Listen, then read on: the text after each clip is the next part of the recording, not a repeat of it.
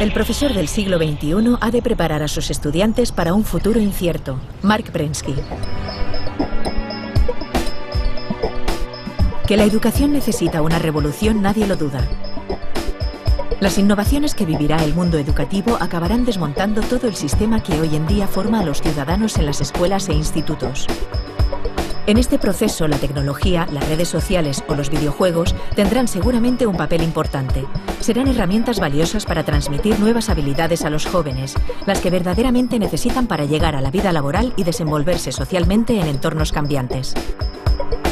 Hoy en redes, Eduardo Punset entrevista a Mark Prensky, un experto en la educación del futuro, un hombre rompedor y creativo en la empresa de reformar las aulas y los sistemas educativos actuales.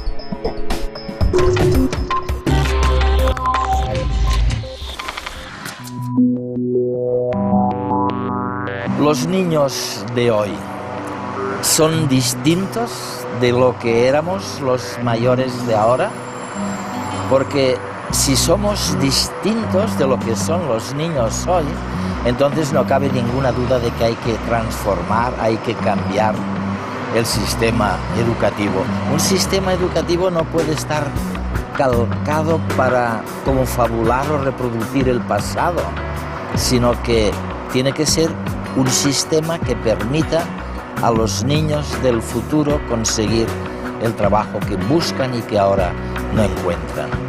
Una de las cosas que veremos en este programa de redes es que para conseguir esto hace falta adquirir nuevas habilidades, nuevas competencias. Desde luego conocer los ordenadores y los videojuegos muchísimo mejor de lo que los conocíamos nosotros. Pero también aprender a trabajar en equipo, saber algo de lo que significa la invención o la innovación disruptiva y sobre todo, por supuesto, saber gestionar las emociones básicas y universales con las que venimos al mundo.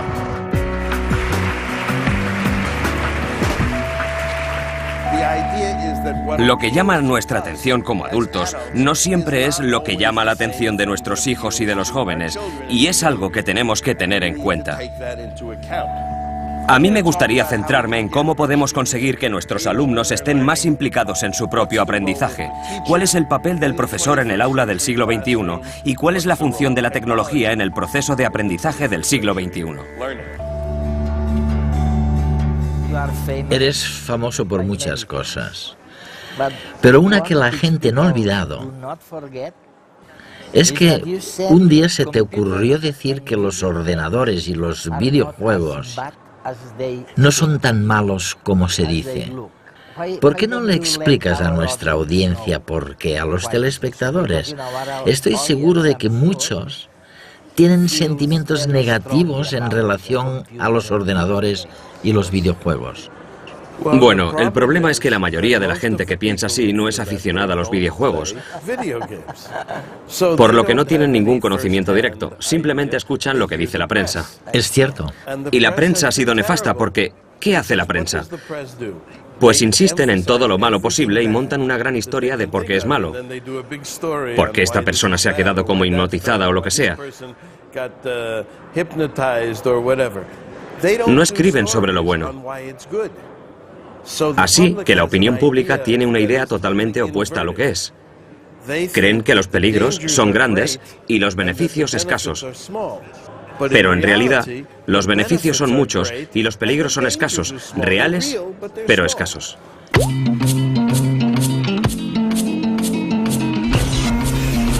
Los videojuegos son una forma de diversión que nos proporciona alegría y placer.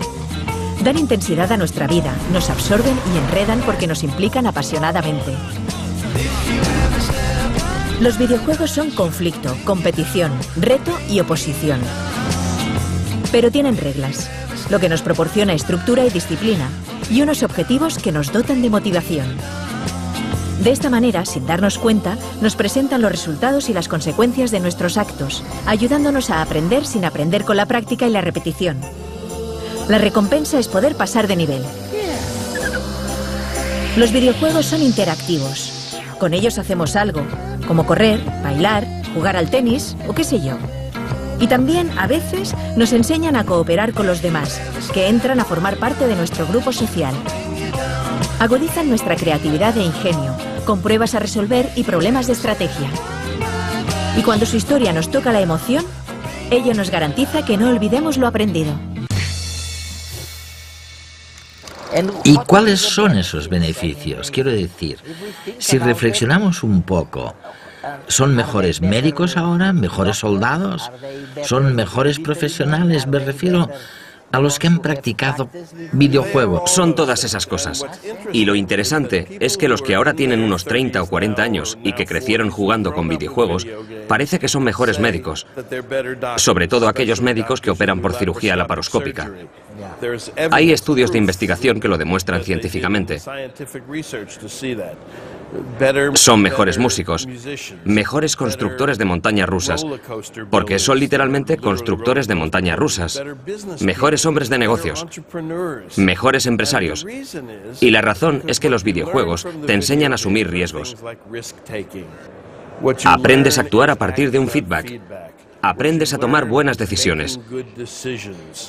Este tipo de cosas que luego transmitimos a todas nuestras profesiones.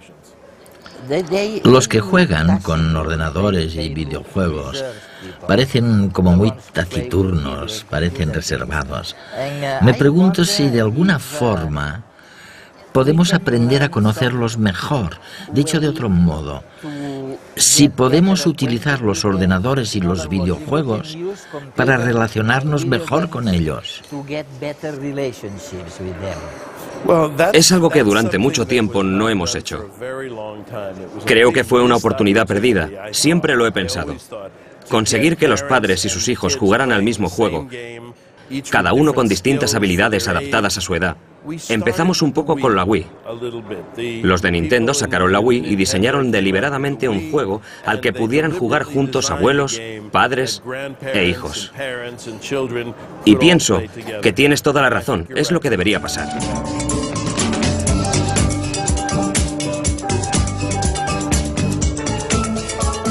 Ventajas de los videojuegos, por una parte, es que es un juego que resulta muy atractivo por todo lo que es imagen y pantalla. La imagen capta muchísimo la atención del niño y del adulto que va a jugar, ¿no? Cada vez son más realistas, cada vez las imágenes y la calidad son más buenas, por lo tanto realmente es fácil meterte en un mundo imaginario y desarrollarte en él, ¿no? Con que te diviertes, con que te gusta, con que la propuesta, el reto que te suponen está muy pensado para ti. Hay siempre muchos niveles, muchas formas diferentes de acceder a ese videojuego, te permite mucho personalizarlo a tu gusto, y todo eso hace que realmente tu capacidad de paciencia o de tozudez para resolver un reto se incremente mucho más que con otro tipo de juegos que seguramente te aburrirías o los abandonarías antes, ¿no? Entonces sería parte de las ventajas, ¿no? También permiten comunicación entre niños y niñas que están lejos, que no se ven, ¿no? Y que por tanto a veces, hoy en día, ¿no? Que a veces les cuesta tanto a los niños poderse encontrar para jugar, ¿no? El videojuego te permite un espacio-tiempo en donde poder jugar con otros aunque no los tengas cerca, ¿no? ¿Te gustaría conocer lugares nuevos, gente distinta? Vamos, sígueme hacia un lugar donde jamás has estado. Los niños se van a encontrar que justo en aquello que están aprendiendo en el colegio, pues es con lo que se les propone jugar. Pero además no jugar solamente repitiendo actividades, mini ejercicios, por decirlo así, sino que entren en un mundo virtual en las islas de Narava, en donde se les propone una serie de misiones, una serie de retos. Y para superar esos retos has de saber una serie de cosas. Si no las sabes, has de saber buscar esa información, has de preguntar o simplemente has de utilizar una serie de competencias para poder desarrollarlas, ¿no? Y siempre con esos valores que decíamos, ¿no?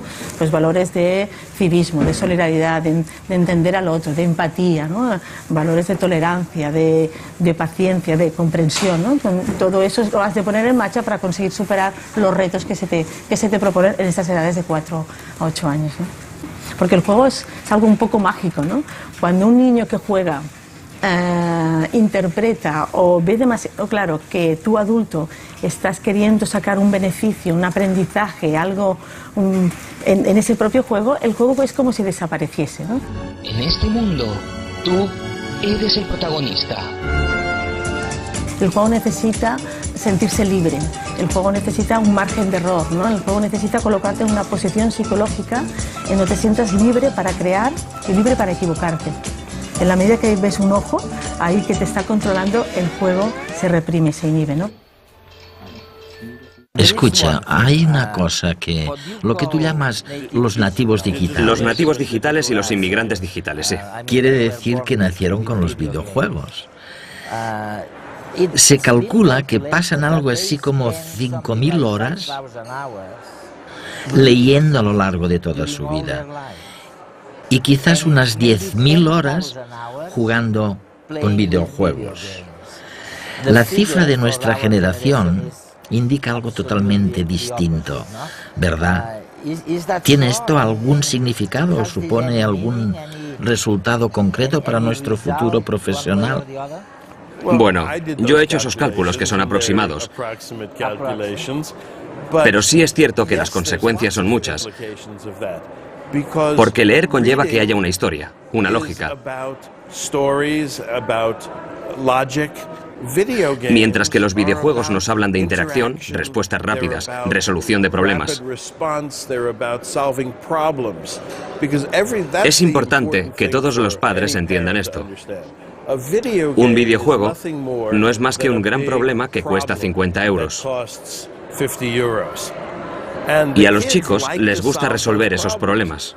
Si lo pensamos bien, si se tratara de problemas que les plantearan en el colegio, los padres estarían encantados. Es posible que los niños inviertan meses o una hora en resolver el problema. Y cuando lo consiguen, deberíamos felicitarlos en lugar de decirles que dejen de jugar.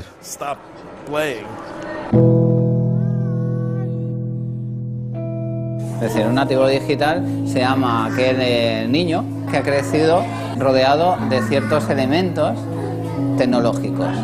Puede ser en casa, equipos de audio, smartphones, ordenadores portátiles. Toda esta tecnología que para nosotros ya es común, tanto en nuestras casas, en este caso en nuestro colegio, ellos no les ha supuesto una nueva incorporación. Han nacido envueltos de todo esto. Yo pongo siempre un ejemplo. Antes comprabas un aparato electrónico y lo primero que hacías era sacar el libro de instrucciones y leértelo. Ahora, cualquier alumno de los nuestros saca cualquier dispositivo tecnológico de una caja y automáticamente lo pone en marcha. Bueno, yo creo que la diferencia principal en lo que se ha dado en llamar un nativo digital y una persona de otra generación anterior que se ha incorporado a la tecnología a su vida posteriormente es que esa tecnología la va a asumir o la va a hacer suya con mucha mayor dificultad porque es desconocida y además porque necesita crear la necesidad de darle un uso. Es decir, nosotros antes teníamos todos un teléfono en casa y era el único teléfono que había en toda la casa y además iba enganchado a un cable. Cuando aparecieron los primeros teléfonos móviles, había gente a favor y en contra de llevar un teléfono móvil. Gente que creía que lo iba a necesitar y gente que no. Hoy, el gran tanto por ciento de la población lleva un teléfono móvil. Antes te podías plantear si para tu trabajo ibas a utilizar un ordenador o no. Ahora, un porcentaje muy alto de la población utiliza ordenadores y nadie se pregunta si lo necesita o no. Se han ido incorporando esos medios a base de crear una necesidad previa. Pero eso ha supuesto un gran esfuerzo porque han necesitado un aprendizaje a posteriori para manejar estos dispositivos. ¿Podríais vivir sin todos estos cansados? No. Pero ¿cómo quedar con los amigos? Yo no sé cómo lo hacíais antes, pero...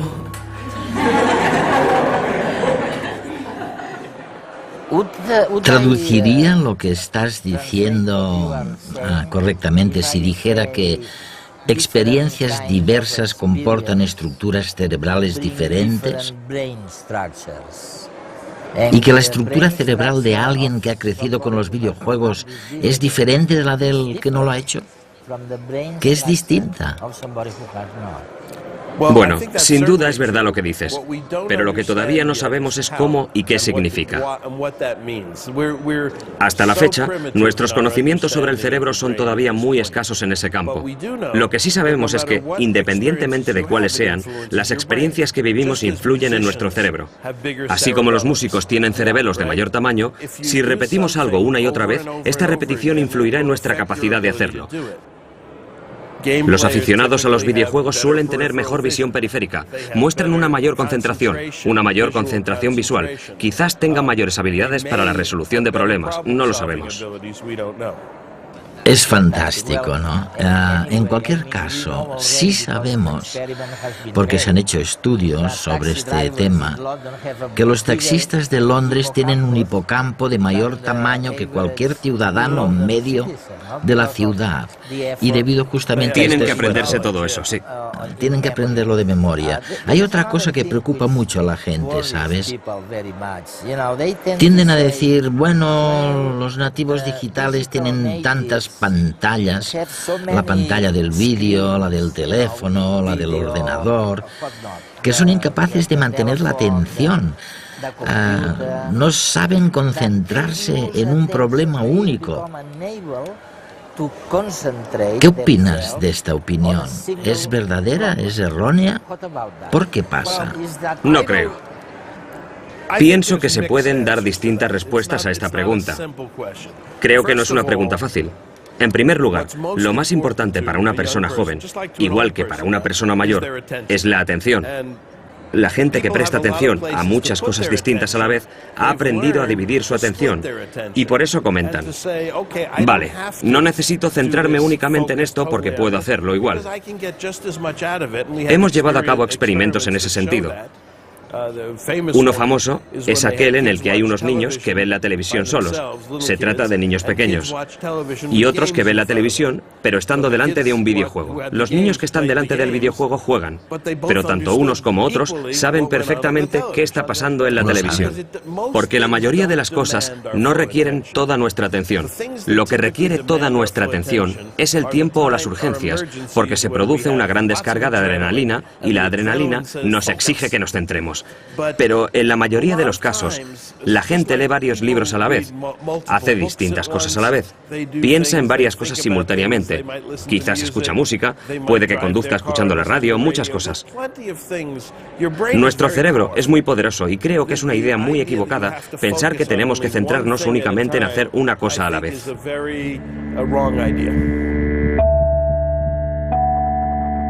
En una clase tradicional, las clases eran como mucho más uniformes, mucho más dirigidas y mucho más pautadas desde el comienzo del día hasta el final del día.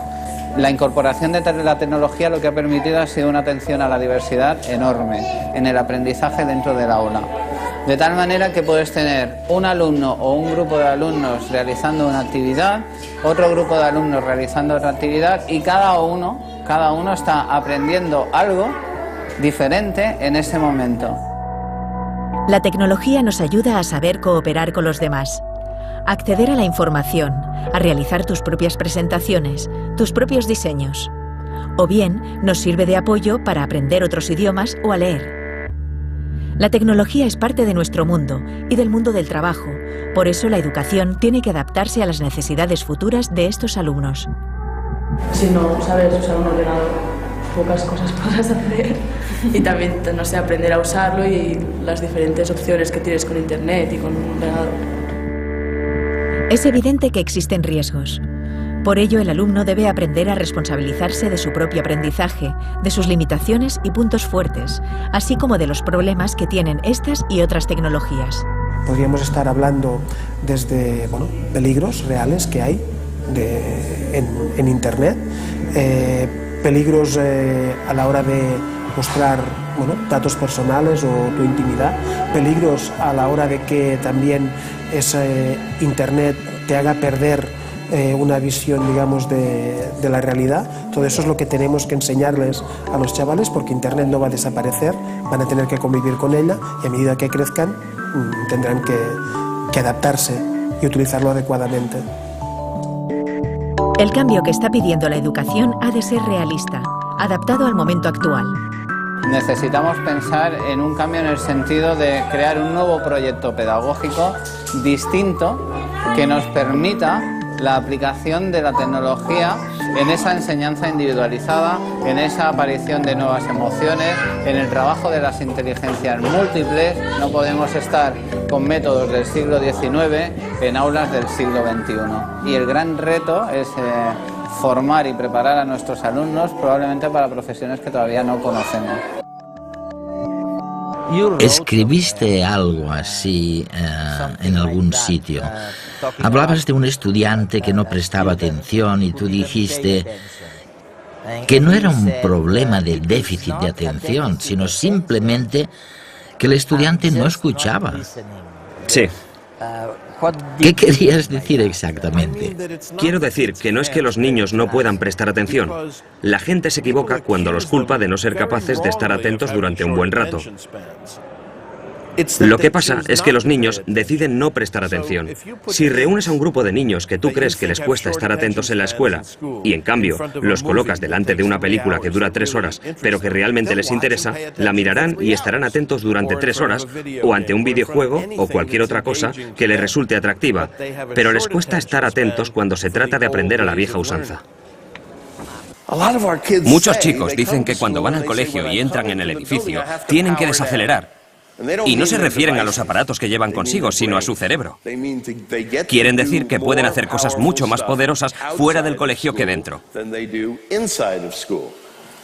Llevan consigo herramientas muy potentes. Quieren que su educación les permita no solo utilizar dichas herramientas, sino hacerlo de verdad. Algo muy distinto de lo que escuchamos decir sobre qué es importante en educación. De verdad, quiere decir que puedes influir en los resultados. Es decir, que los niños puedan elegir a los ganadores de lo que en España llamáis Operación Triunfo. Pueden votar. Saben que pueden hacerlo. Pueden influir en la política de un país. Pueden hacer cambios. Pueden hacer que las empresas cambien. Ahí va un consejo para vosotros y para nuestros estudiantes. Os recomiendo que desde hoy mismo los estudiantes inicien una campaña en Twitter para eliminar las corbatas. ¿Para qué queremos las corbatas? Yo no llevo. Son horrorosas. Molestan en el cuello. Iniciemos una campaña a ver si como sociedad podemos eliminar las corbatas. ¿Por qué no? Seguro que lo lograríamos. Marc, una cosa, será mi última pregunta, que me encantaría mucho que pudieses contestar. ¿Cómo es posible que los niños pasen tantas horas con los videojuegos jugando con el ordenador? ¿Es porque obtienen algo a cambio? ¿Están inmersos en el flujo, como dicen algunos amigos míos, que son psicólogos?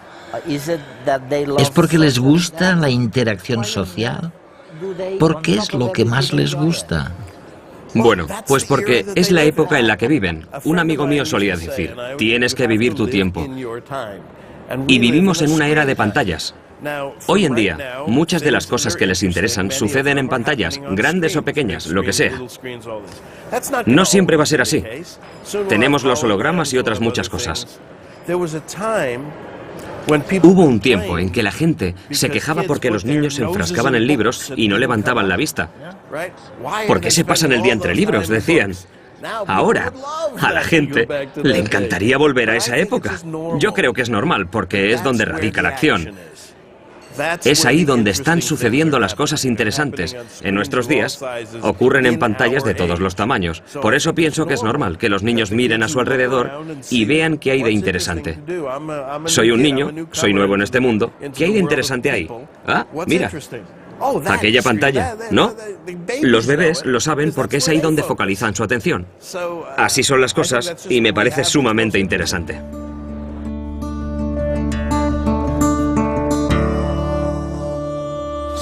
El deber de las escuelas, en mi opinión, es motivar a los chicos. Este es el motivo por el que no van a dejar de existir los profesores. Es la razón por la que no van a perder sus trabajos, ya que muchos están aterrados en ese sentido. Su trabajo es darles luz. ¿Tienen nuestros hijos trastorno por déficit de atención? Esto es lo que muchos creen. Les damos Ritalin y otros fármacos. Esto es lo que dicen nuestros hijos. Yo no tengo déficit de atención, simplemente no estaba escuchando. Un amigo mío que es profesor les llama IOI. Interésame o irrítame. Pero no despertamos su interés, los irritamos, se suben por las paredes, hacen comedia. Pensamos que algo va mal, pero lo único que va mal es que no hemos despertado su interés. ¿Y cómo lo hacemos? ¿Cómo encendemos las luces para estos chicos? Yo creo que la mejor forma es con aquello que les apasiona. Y creo que así toda esa mala prensa en torno a nuestros chicos la vamos a ver con otros ojos. Voy a darles una metáfora nueva. Digamos que nuestros chicos son cohetes espaciales. ¿Qué quiere decir? Pues que van rápido, que se lanzan de cabeza a lugares desconocidos, que son muy volátiles, que son difíciles de controlar con precisión como los cohetes de verdad. Necesitan ser programados adecuadamente, necesitan combustible adecuado y buenos pilotos y quizás requieran algunas correcciones a medio camino como los cohetes de verdad. Pero tienen un retorno potencial enorme. Todos los chicos lo tienen y es lo que tenemos que descubrir. Lo que más me gusta de esta metáfora es que si los estudiantes son cohetes espaciales, ¿en qué se convierten los educadores? ¿En especialistas en cohetes? Así que la próxima vez que alguien les diga que la educación no es una ciencia espacial, tenéis que contestarle que sí, que es más difícil, porque los cohetes obedecen a las leyes de la física, pero a veces no sabemos a qué leyes obedecen nuestros hijos. Todos sabemos que las herramientas están cambiando en el siglo XXI. ¿Y saben qué, amigos? Los profesores son una herramienta. Somos una herramienta para educar a nuestros hijos. No tenemos por qué ser una muy buena, ya que somos humanos, somos los mejores, pero sí tenemos que ser herramientas del siglo XXI. Nuestra función está cambiando porque no solo tenemos que prepararlos para los exámenes, sino que tenemos que prepararlos para el futuro desconocido. No solo tenemos que preparar a nuestros chicos para que se gradúen y vayan a la universidad, tenemos que ayudarles a descubrir sus pasiones. Eso es lo que tenemos que hacer. No solo tenemos que ayudarles a leer, escribir y vivir en nuestro mundo, sino que también tenemos que ayudarles a vivir en el mundo futuro, donde la mayoría de la información no se transmitirá por escrito. Así que tenemos que pasar de ser el profesor, el controlador, el director del aula, a ser el entrenador, el guía y el compañero.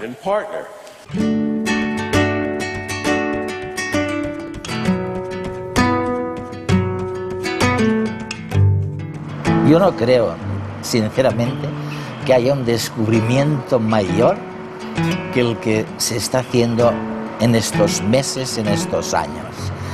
Y es el saber que podemos incidir, que podemos transformar la estructura cerebral de los jóvenes mediante una nueva educación.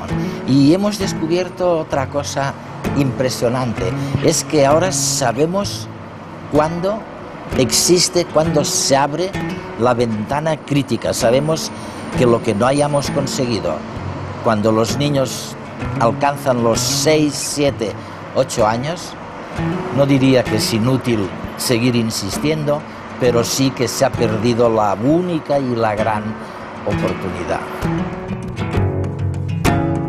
La antigua forma de enseñar es aburrida. La nueva se basa en que los chicos aprendan solos.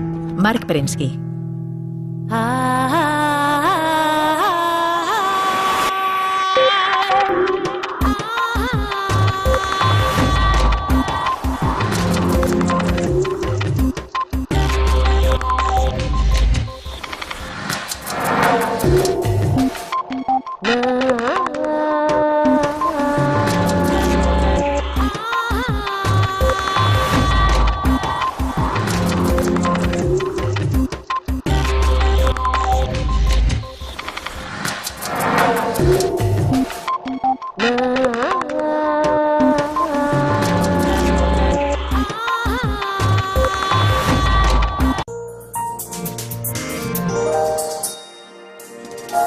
No encuentran.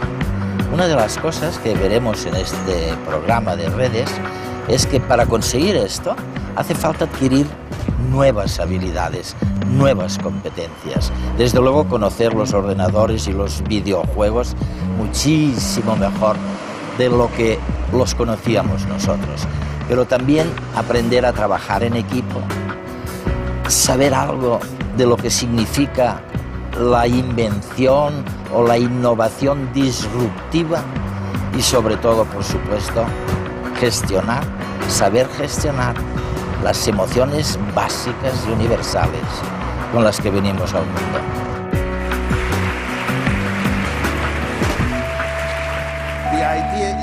Lo que llama nuestra atención como adultos no siempre es lo que llama la atención de nuestros hijos y de los jóvenes, y es algo que tenemos que tener en cuenta. A mí me gustaría centrarme en cómo podemos conseguir que nuestros alumnos estén más implicados en su propio aprendizaje, cuál es el papel del profesor en el aula del siglo XXI y cuál es la función de la tecnología en el proceso de aprendizaje del siglo XXI.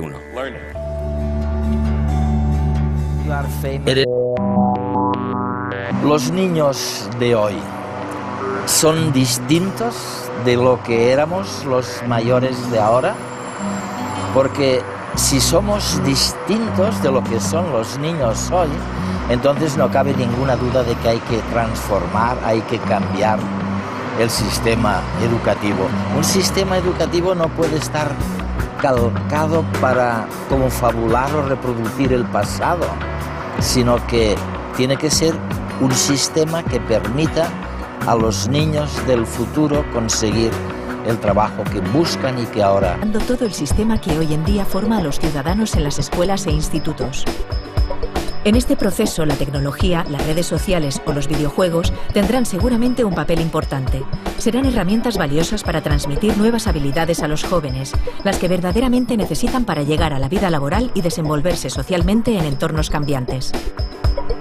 Hoy en redes, Eduardo Punset entrevista a Mark Prensky, un experto en la educación del futuro, un hombre rompedor y creativo en la empresa de reformar las aulas y los sistemas educativos actuales.